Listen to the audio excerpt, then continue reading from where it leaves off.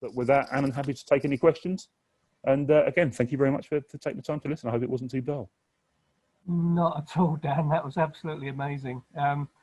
Much more than I think, you know, well, everyone expected. I mean, the range of activities, business sectors and so on that your members are involved with, you know, that's an eye-opener alone. So I think you have our empathy as safety professionals with the scope of the problem that you've been dealing with.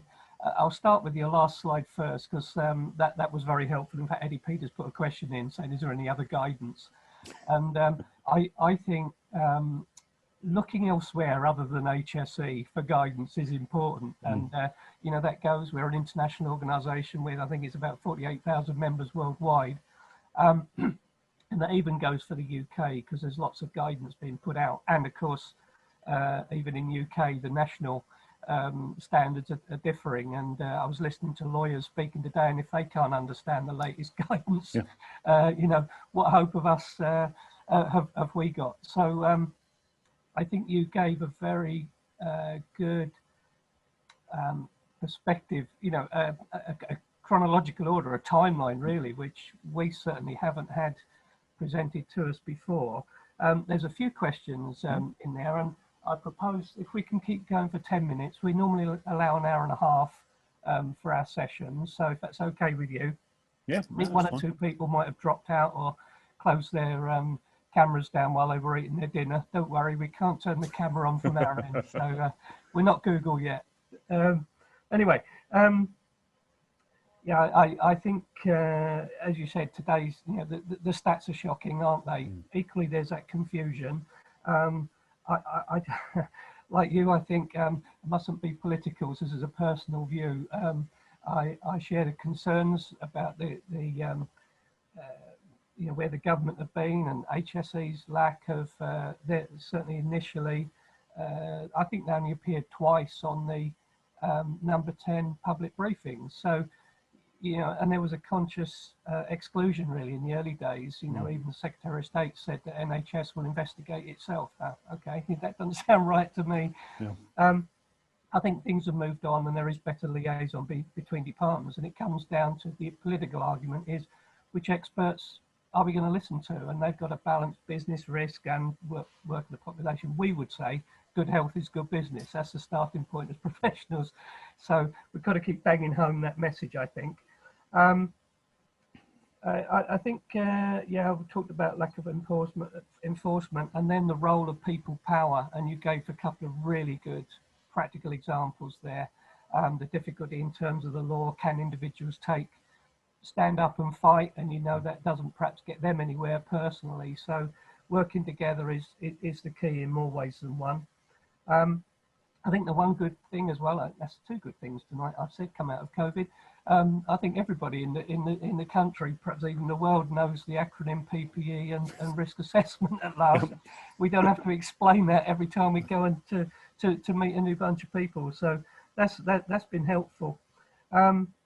But this call for clearer information, that's obviously absolutely vital. You know, we're definitely calling for that. The conflict in particular work environments and transmission and where it's coming from. Yeah, okay, all will come out in the wash, but sadly we're going to be in the middle of the next series of lockdowns, so we're in tough times. So coming back to the questions, I was thinking of taking them in chronological order really. Melissa, I'm happy to pick these out, but keep your eye and make sure I don't miss anybody. I think, who did we have first? Anne Isaacs. You'll be more than welcome. Hi, Alan. Pose your question. Thank you very much. Thank you. Hi, Dan. Thanks for your presentation this evening. Very informative, my gosh. So, employee decides that he wants to go on holiday or to a country that is not on the government list. He's advised that on his return, he will have to self-isolate for 2 weeks. He then sends us a message to say that he should be paid for the 2 weeks that he has to self-isolate on his return. And the employer says, no, we don't, because you've gone on your own volition to a place of risk.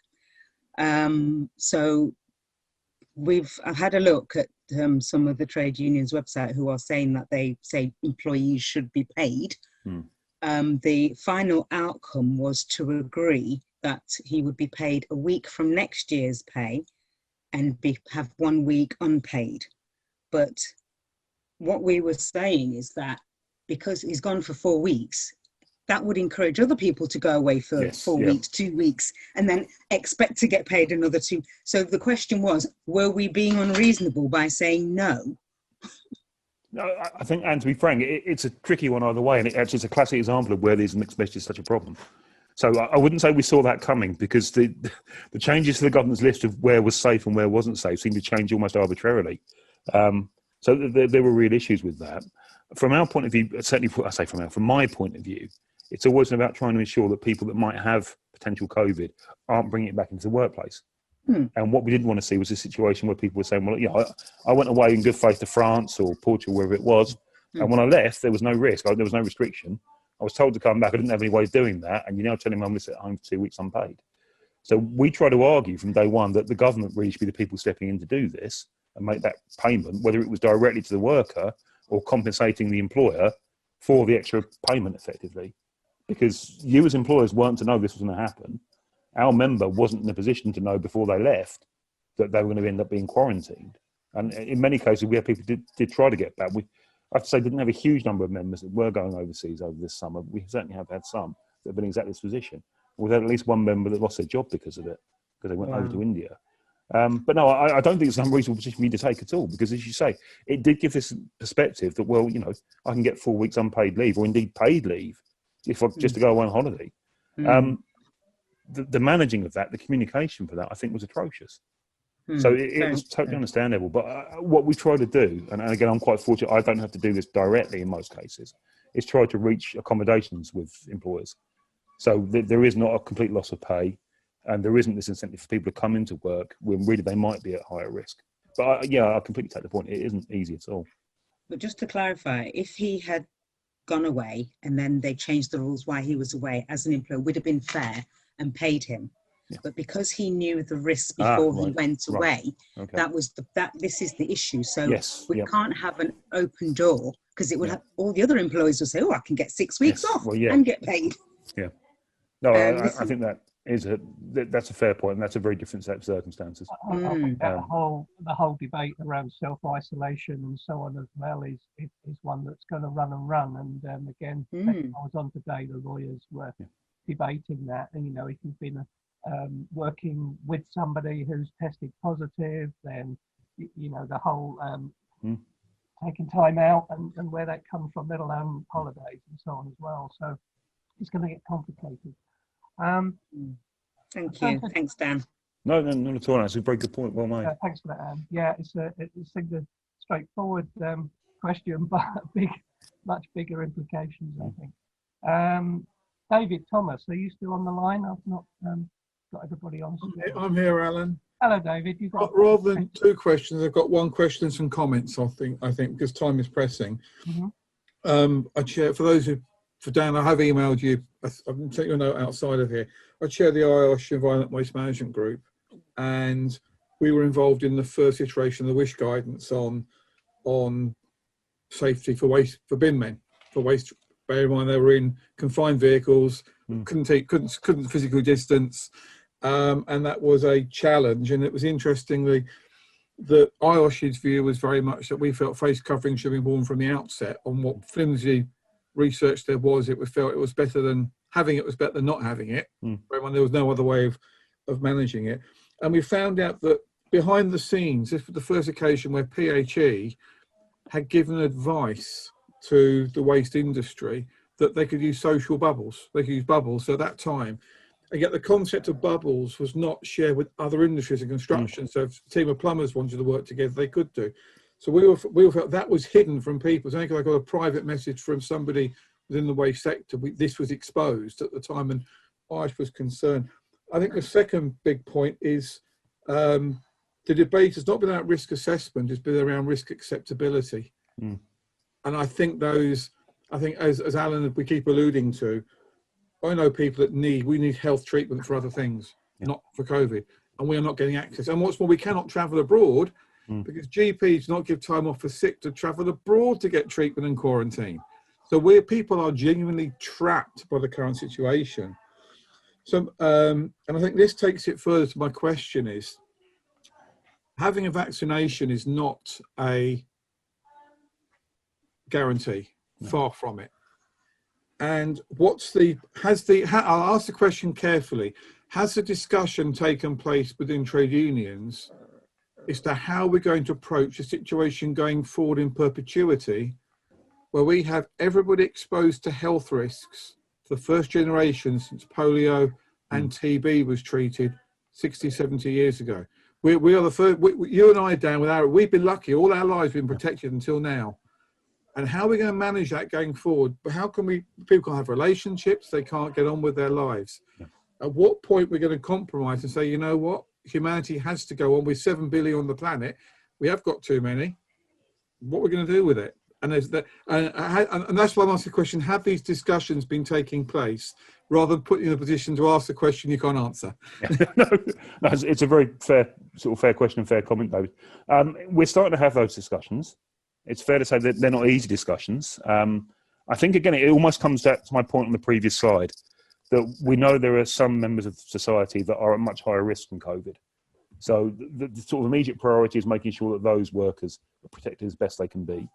I think there will, to be frank, there'll come a time fairly soon where we'll start seeing major redundancies being made. And my suspicion will be that many of those workers will be in that bucket for redundancy, because many employers, not even from a cynical point of view, they'll just say it's too difficult to try and put measures in place to protect the kind of either health conditions or other conditions that these workers have. And that'll be a challenge for us on a number of fronts. I think from there, it then becomes a question of whether we can get the best risk controls in place that can be kind of implemented. And I think, to be frank, part of the problem we've had is that those COVID secure guides, that safer workplaces guide, isn't specific enough. So the point you make about the WISH guidance is a really good point. That first set of WISH guidelines were incredibly useful for me, because we've got thousands of members that work in cabs, that drive vehicles, that do public-facing work. And at that point, really, it was only WISH that come out with something concrete that said, here's how you approach this. But the problem, on the other hand, has been actually that there's almost been a suspension of understanding of other risks to focus on COVID. So we were seeing circumstances when members were being told, workers were being told, we'll put a screen up in your cab, you'll then put a face mask and a visor on and drive. And of course, anyone wearing glasses immediately went blind because it was fog. And the manager was saying, well, no, the risk assessment says you've got to do this. So, yeah, you're protecting me from the COVID risk from the person next to me, but I'm now going to have a major road traffic accident because I can't see what I'm doing. So there was a kind of iterative process of getting through that. And I think, actually, to try and answer your question as best we can, we will have to try and build this into the wider management of risk. We need much better, clearer understanding, I think, of who's passing this on, how it's being passed on. And we're starting to see that. But what we're not seeing is for want of a better term, the consequences of that. So this big issue at the moment with Public Health England is this point about aerosol transmission. We don't know to what degree it's being picked up and spread by things like air conditioning. But if it is a real risk, then we need to make sure as best we can that employers are aware of it and can do something about it. Even if it is just, we'll all have to open the windows for the next 6 months and be much colder, fine. We can tolerate that. But we'll need to know that that's what needs to be done. And I think that at the moment is what's missing. My personal view is that the New Zealand government, other governments, have handled this much better, not just because they acted early, but because they were very clear on what the expectation was. And I think you're right. We do have to learn to live with this risk to a point. We can't keep locking down forever. I don't genuinely believe that we'll find a vaccine that will be 100%, safe and eradicate this virus. We'll have to live with it in the same way we have to live with winter flu. And obviously there are huge health consequences of that every year for people that are older and vulnerable. But until we reach that point, we do need this real clear guidance, this real clear understanding, these very clear standards of this is what you need to do as best you can for every sector to contain that risk and control it as best you can. And at the moment, we just don't have that. And we're trying to fill it as best we can. And I say things like WISH have been superb in doing that, but it shouldn't have been the case that we had to generate that ourselves, in my view. It should have been something that was done in a tripartite way, proactively with government. I think I fully agree with that, Dan. Thank you very much, Dan. Thank you. No, not at all, David. That's a very, very good question. And both you and actually, excellent question. Wish ahead of the game as ever, David. Keep at it through your WMG group as well. Lisa asked a question which was really about the mental health implications and what can employers do to support their workforce. Rather than get you to answer this, Dan, because of the time, I would suggest Lisa and everybody else tune into the IOSH COVID-19 webinar tomorrow at 12:30, because that's spot on. That's exactly on this aspect. So you'll have another hour answer rather than the 2 minutes that we could give you tonight. So if Lisa's happy with that, by all means put an extra comment in the chat box for us to pick you up on that if need be. Melissa, you had a couple of points. We need to wrap it up and to end on a positive comment, I think. Oh yeah, no, thanks. Thanks, Dan. Very great presentation, and seems you've been involved in a lot of conversations and making a difference across. So my question is, I know we still have a lot to do, as you know, you all just said. We're not getting out of this for the next year and a half or so. But what's a couple of positive, permanent differences that will coming out of this experience in the relationship between trade unions and organizations? I think actually, I was going to say, there are three almost things that are coming out from this. One is that we're starting to take health and safety generally very seriously. The trade unions, as much as employers, have been shockingly poor for a long time on workplace health and safety. I think there was a general view, we've got regulations in place, we have safety reps in workplaces, almost we've ticked that box, we've got other things to worry about. And this has brought this all back home. So we're having much better, more detailed conversations now than ever before about health and safety as an issue. That, I think, is showing more generally. The second point would be that there is a constructive relationship between trade unions and employers. It's not always oppositional. Some of the stuff I've had to do with wider business sections, Department of Business, there's been a bit of a viewpoint that some trade unions are almost stuck in the 1970s. It is that power to the people, Wolfie Smith, let's have an argument about anything and everything. And we don't really operate that way, and we can't operate that way around this. This is too serious. So that joint working, I think, has been very valuable and gives us a real template in terms of how we can take other issues forward. So I'm hoping we'll see a period of better industrial relations more generally. If nothing else, we're going to see big challenges over the next years about budgets, about people's employment status. So there are things that need to be looked at once the health and safety aspects have finished, that I think we've now got a really productive way of taking forward. And I say some of the companies that we have to deal with, they're not always trade union friendly, but they work really well with this. So I've got great positive sort of feelings around that. But I actually think the third point, from an Irish point of view, I think it's a great opportunity for Irish to really put itself out there in terms of being a good way of getting people up to speed on health and safety issues. Because the one thing that's come back quite strongly during this whole period, because I've had to do so much thing virtually, the number of people that have booked themselves on Irish courses start understanding how they should manage health and safety. Because it was clear that when this all happened, they were woefully underknowledged, underpowered, had no idea how to tackle this, and were very reliant on getting information from the state or from her sources. So I've certainly seen an awful lot of people, not just health and safety managers, but other managers who said, yeah, I'm now booked my virtual Irish course. I'm not doing this stuff because I need to understand it for myself. Before we had somebody that could deal with this. Can't do that now. So I think from a competence and upskilling view, that there's a real opportunity there.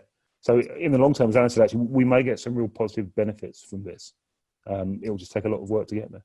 I was going to say, Dan, you mentioned in your presentation that you found it easier to work with businesses that had managers that understood health and safety. And that's a big debate within IOSH as well. And our session in the new year will be, the qualities of knowledge and so on that health and safety professionals need, and why aren't there more health and safety professionals in senior management grades? And, that's an area for us to address. I think we're probably nearly at the end. Melissa, is there anyone, if there is anyone else that we've missed the question, we can pick up on that. I think Anne asked if we could put the links, I assume she meant from your final slide, into the chat box. I personally can't do that from where I am. If we can't do it, we'll make sure they're made available. Your slides will be on our website, so look out for the announcement on LinkedIn. It really has been an excellent session tonight. I'm pleased. We could run on for another half an hour, I'm sure, with further discussion. There's quite a few people managed to hang on as well. So I think I will call it to an end now. People power, working together, all these various expressions. It is so important for all of us. On a personal level, and I'm really pleased and to see the impact that you've personally had, with the GMB being on CONIAC, PADIAC, NICNAC, PADIWAC, and all the other industry advisory committees going, and influencing Public Health England on the advice and so on. It seems a long while since you were minding my own daughter on the on her work experience in HSE, and she went out for a couple of days with you. She still remembers that fondly, and Oh, yes. I think you've done us proud tonight. So a virtual round of applause, I think, and hopefully join us for our next session later in the month on the 28th, I think. All right, Melissa? Absolutely.